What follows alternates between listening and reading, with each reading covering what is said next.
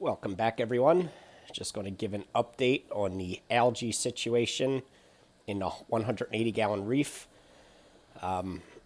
So this tank sort of got neglected over the last couple of months, and algae really just started to take over. The whole tank was overgrown with corals and stuff, and just poor maintenance, and algae started to take hold, and I didn't really do anything to correct it, and it just kind of exploded.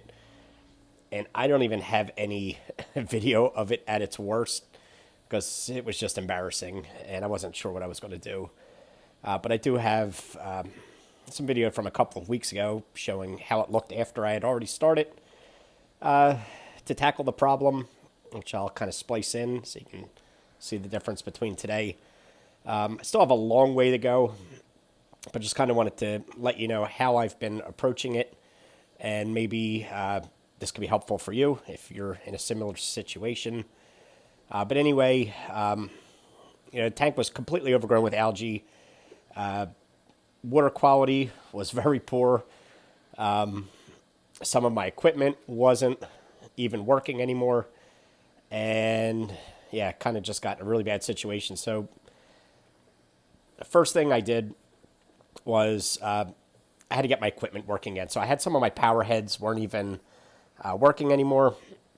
Took them out, cleaned them all up, got them, working again, and that helped increase the flow in the tank, which is really helpful for stirring up any kind of detritus and stuff that's in there that's fouling the water. Get it up into the water column, into the overflows where the rest of the filtration can start to remove it.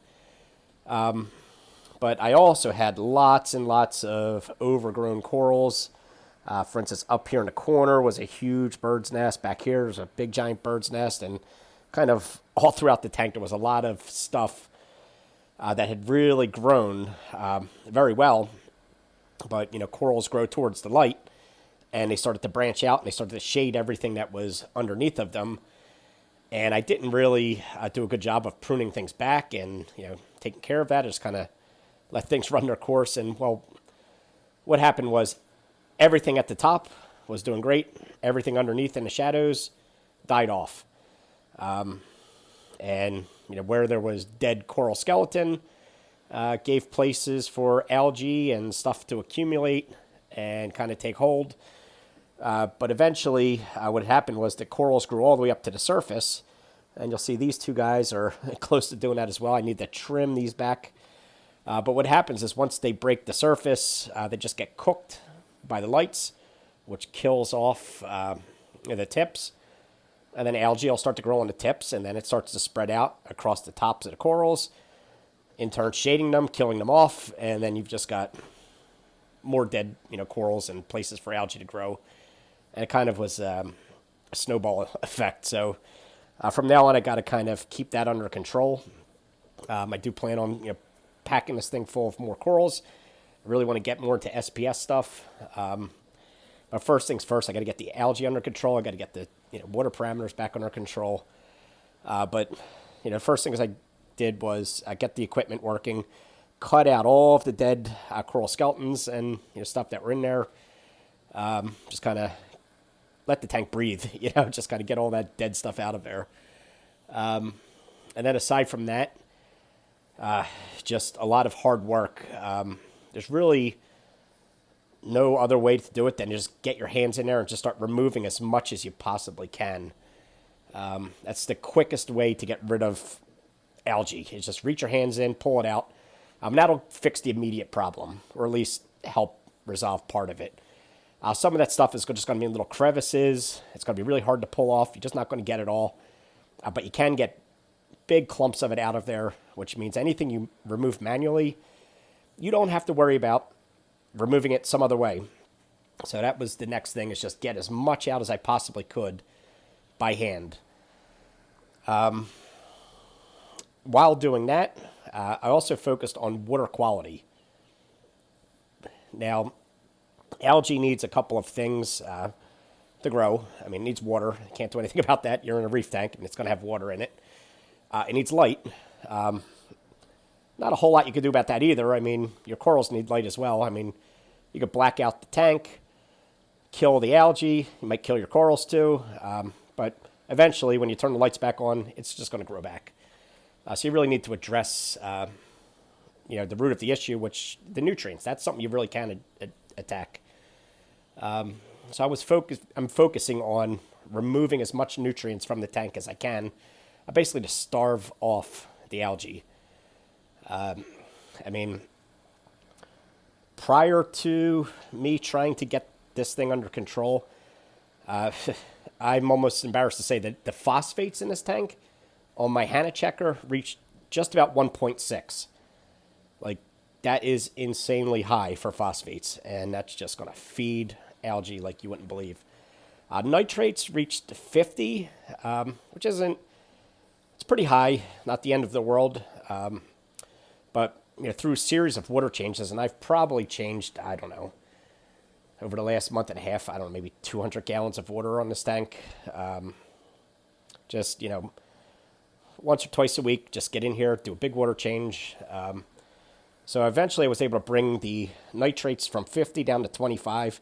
I'd like to get them down to about 10 or 5 even. I think that would be even better numbers. But right now they're at 25.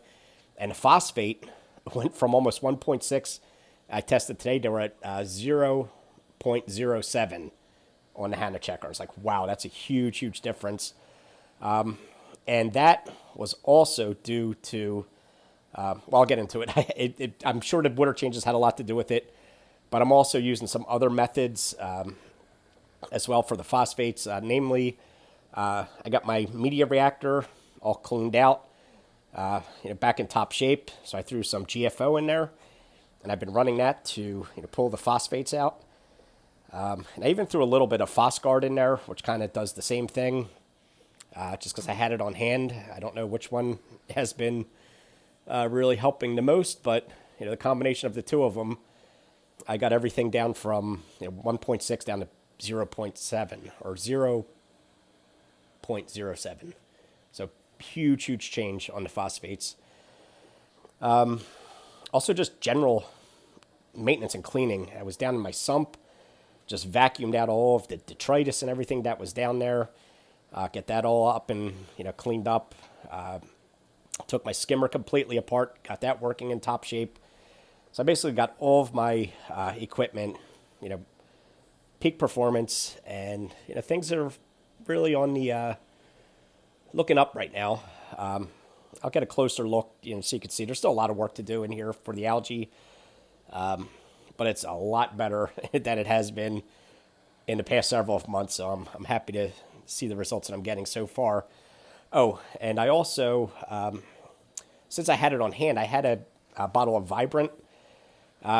Some people swear by it. I just started dosing that in the last over the last 2 weeks. I'm putting 25 milliliters per week in here.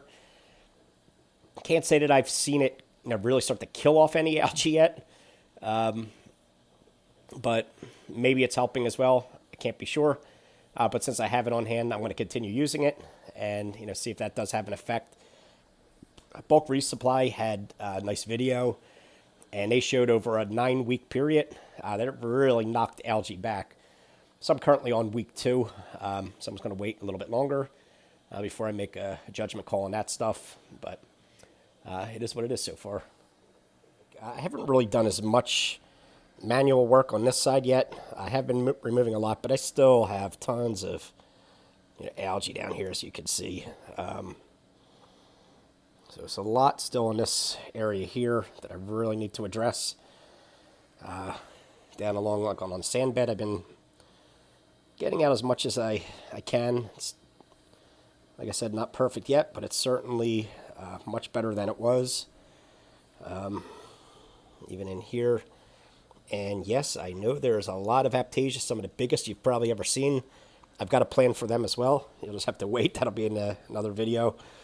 But as far as the algae is concerned, really I'm making a dent on it. I've really been focusing over this side a lot. This whole entire thing was just covered in algae. It's still got a lot up there, but I've been pulling it out, scraping it off. just getting rid of as much of it as I can. So, getting there. Just still have a lot of work to do. And down here in my sump, I've really gone down here and given this a pretty good cleaning. My calcium reactor was all encrusted in coralline algae. It even had algae growing all over the outside of it. So scrubbed that up pretty good. That's working good again. I've been changing out my filter socks probably about twice a week. As soon as they start to overflow, I pull them out, I replace them with some clean ones, and then clean out the dirty ones, throw them in the dirty bin. Over here, my media reactor. These, again, were completely covered in algae. I couldn't really even see what was going on in there. And it was, I didn't even realize it, but my hose wasn't even connected to the pump 100%, so most of the water wasn't even going into the reactor. It was just kind of coming out the side, so I fixed that. So I've got GFO on the left side, and on the right side, a little bit of Phosguard and some carbon in there. So that's helping with some of that filtration. I still have some Chaeto in here, and this stuff has been growing crazy. I've got one of those Kessel lights. I think that's the 380, the big one. Works really good. And I pulled that out last week. I'll probably next week, this will be packed again. I'll have to remove about half of it. I had these, what do you call them? Mangrove plants. And I have two of them. I think one might be dead. I'm not sure. But the other one's in there. Just kind of threw that in there to see if that'll help at all. Then over here on this side, cleaned up a lot in here. Could probably scrape the bottom of the glass there. Get that even better. And then there's a quick peek over here. I did remove my refugium that I had over here, that extra 10-gallon refugium. Make room for my new calcium reactor, which I'll talk about later. I'm not going to really talk about that here. And yeah, that's about what I've got going on down here right now. I guess that's pretty much the update I've got regarding the algae right now. I will continue these updates as I make progress on this. So I've got still have a few things up my sleeve with this. I forgot to mention, I'm trying to do as much as I can just within normal means to see how far I can get it. I do have a stockpile of fluconazole. I know some of you will just recommend, hey, just dump that in there. I do have it, and that's my kind of knockout punch. And once I get this down to as low as I can get it, minimize the algae, I do intend to just throw that in there to knock off any remaining algae. So yeah, so there's that. And stay tuned. I do have some updates I'm going to do on some of the new equipment that I've put into here, and on the Aptasia situation, what I plan on doing with that. So that's about it for now. And I want to thank you guys for watching, and I will catch you in the next video. Take care.